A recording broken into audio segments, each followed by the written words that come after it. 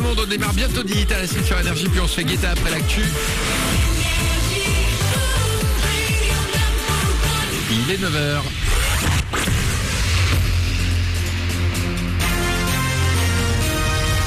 Toute l'actu sur Avignon avec Frédéric Plat. Bonjour à tous, de la pluie tout au long de la journée en Vaucluse et le long du Rhône. On devrait pouvoir passer entre quelques gouttes cet après-midi avec des températures un petit peu moins fraîches que ce week-end. 16 degrés sont prévus au meilleur moment. Ce matin, il fait 8 degrés à Avignon, 8 degrés également à Carpentras, 9 degrés du côté de Salon de Provence ou encore au pied du Luberon à Opède.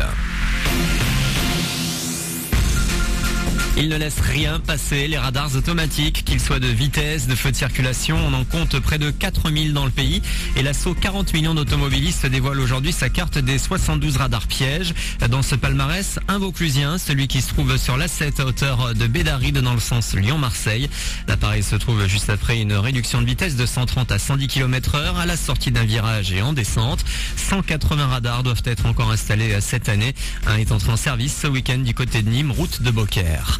Les anti-mariages pour tous, visiblement toujours mobilisés à Avignon. Une dizaine de résistants qui assumaient visiblement ces propos à défiler masqués rue de la République samedi.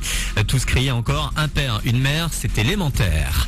Un drame à Reims hier. La ville se réveille ce matin avec l'image d'un immeuble en partie soufflé par une explosion probablement due au gaz. 3 morts et 14 blessés selon le dernier bilan provisoire. Certains habitants du quartier dénoncent le manque d'entretien du bâtiment. La mairie dément. En période de crise, l'État aussi doit montrer l'exemple. Le budget de la défense, l'un des plus importants, est en baisse. Le ministre présentera aujourd'hui son plan de suppression de postes dans l'armée. 20 000 emplois supplémentaires devraient disparaître d'ici 2019. Stratégiquement, les forces françaises se concentreront sur l'Europe et l'Afrique. En foot, quasiment plus aucun doute. Le PSG sera champion de France cette année pour la 3e fois de son histoire. Les Parisiens ont battu Évian 1-0 hier. Ils reprennent 9 points d'avance sur Marseille à 4 journées de la fin et pourraient être sacrés dimanche prochain contre Valenciennes. Hier encore, Lyon et Saint-Etienne ont fait match nul un partout. 3 a perdu à Nice, 3-1. Puis la Ligue 2 également dans l'actu foot avec un dernier match à jouer de la 34e journée. Ce soir, 20h30, Sedan reçoit Monaco. Les joueurs du Rocher sont en tête du championnat, 4 points devant le Dauphin, Nantes.